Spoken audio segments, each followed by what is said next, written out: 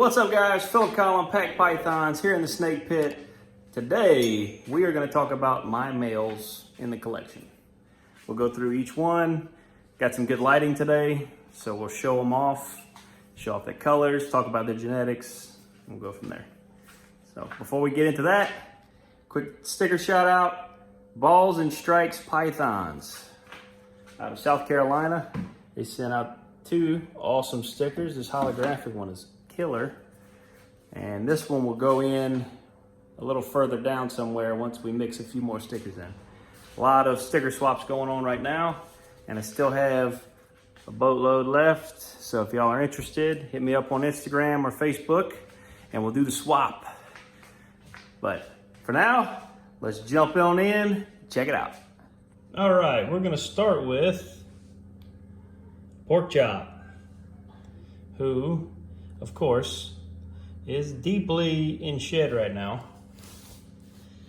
So I went ahead and grabbed his son. Porkchop is a scaleless head het pied. And you can see he's deep in blue right now. Now, he has a little bit of a patch of scales missing right here behind the nostrils. You can see that that little patch that bridges across the top of his nose is a little different. And then he also has some crowded scales between his eyes. And that's a giveaway for the scaleless head. How the scales look like pebbles. He also has it a little further back too, behind the eyes some. But anyways, so he is scaleless head, het pied, 100% het pied. He's got nice pied markings there. And he did prove out as being het pied for sure. And then just to show you what it would look like without being in shed, of course this is a hatchling, so the coloration's a little brighter, being a baby. This is his son with the exact same genetics. This is another scaleless head, het pied. Love this nice long black dorsal stripe. And then again, great pied markings. Awesome little dude. And this guy will be available as soon as I get a few meals in him. All right, next.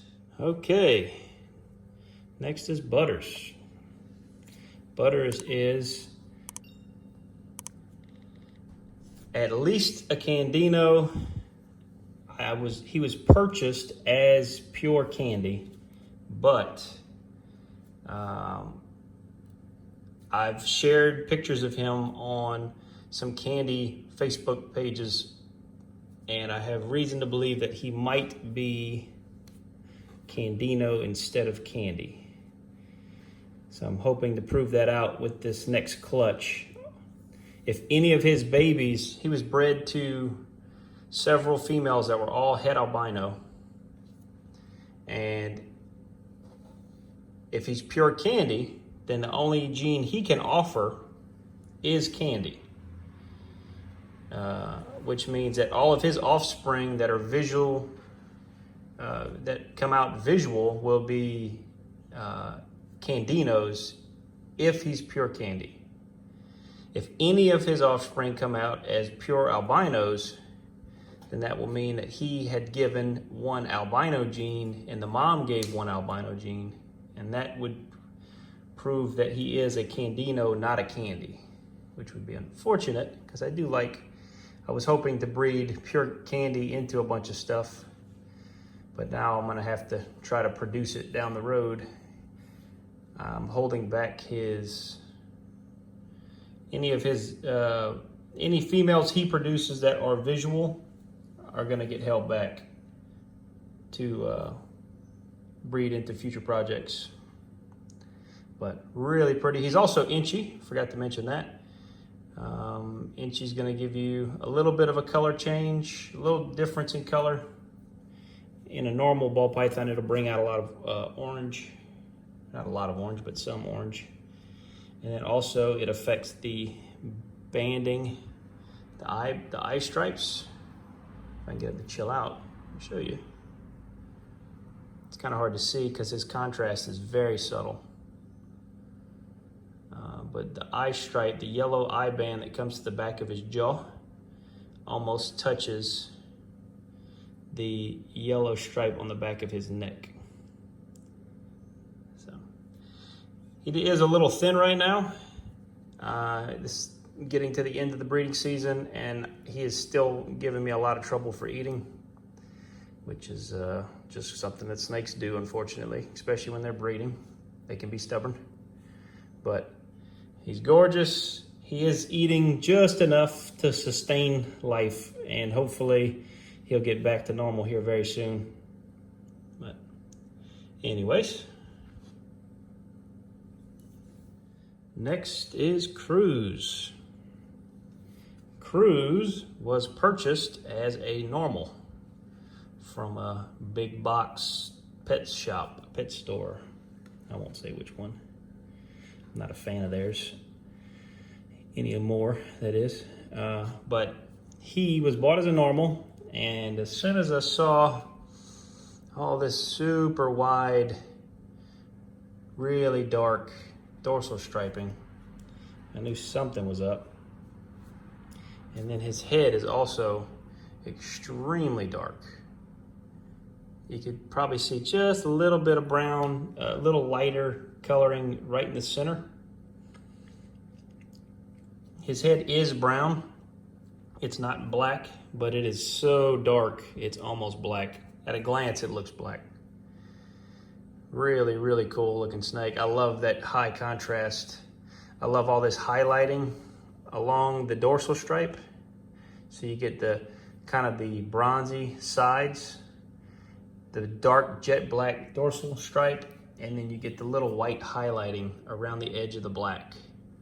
So all of this little highlighting around the edge, really cool looking. But as far as I'm concerned, he's probably het for something.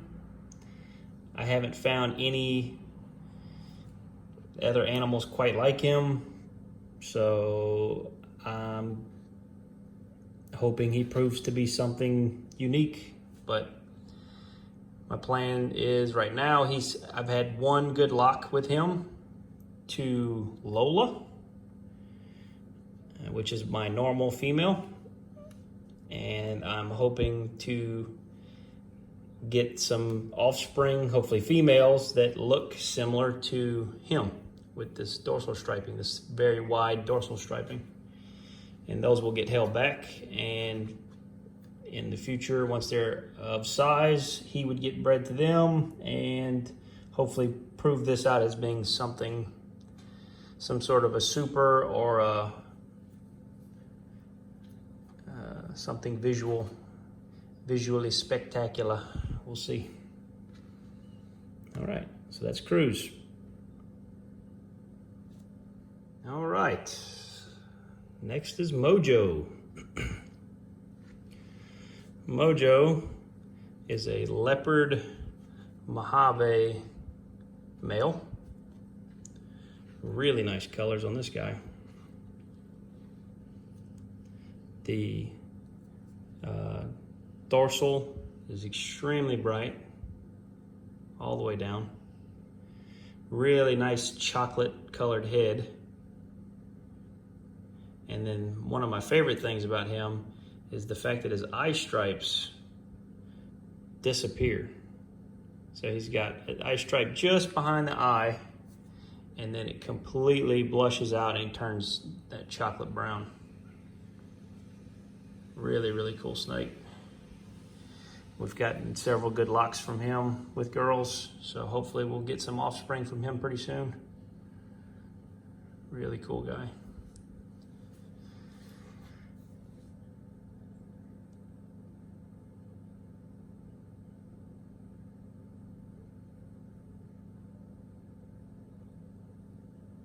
There's a lot of lines, or not really lines of leopard, but with any kind of codom, there's going to be some that have really nice coloration, and then you'll have some that hardly look like they're the correct gene. And Leopard's one that I've seen some that I wouldn't even consider leopard, that people are trying to sell as leopard.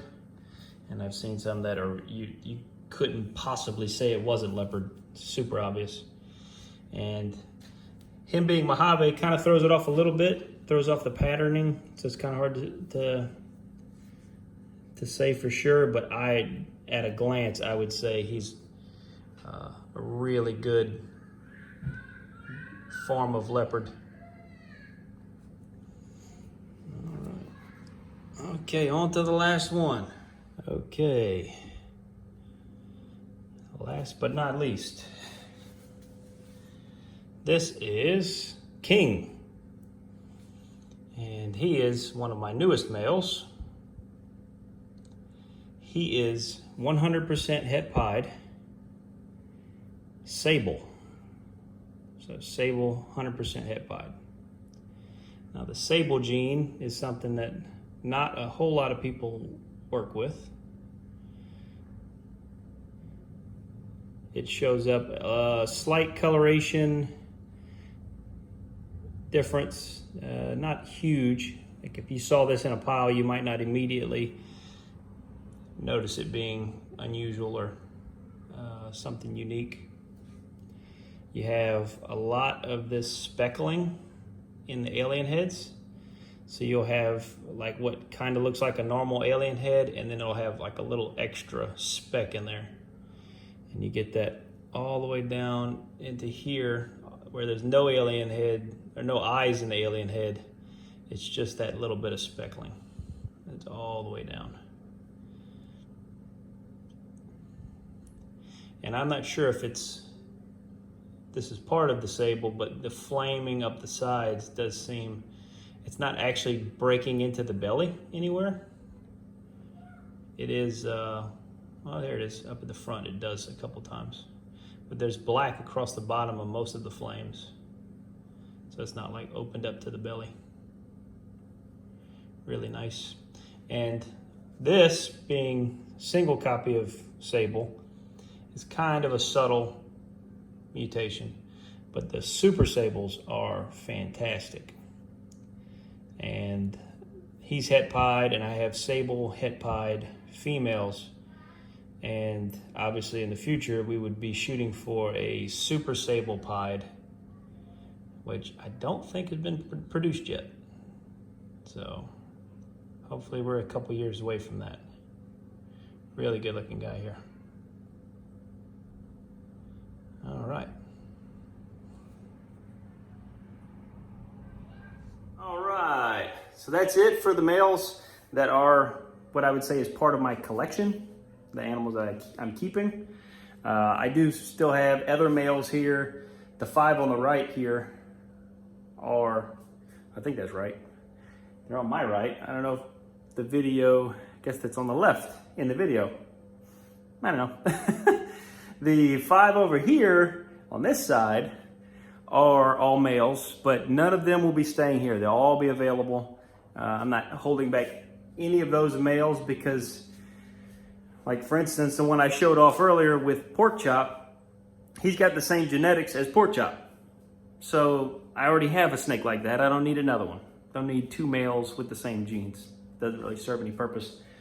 Not until that male gets much older, then you would want to replace him. But by then, hopefully, I'll have a visual pied scaleless head male, or even a pied scaleless male by then, that will fully replace that male and put out much more consistent genetics, higher odds of hitting things that I'm going for, that kind of stuff. So we'll see how that plays out. But again, that's it for the males that are in my collection. They're all awesome. I've got an idea for some more that I'll be picking up over time. Not anytime soon with the build of the house and the new property. Buying snakes is kind of on hold. I might possibly trade for some new stuff here in the next few months as I continue to produce more babies. But we'll just see how that plays out. That's it for today. Thanks for watching. Y'all take it easy. If it ain't easy, don't take it. Peace.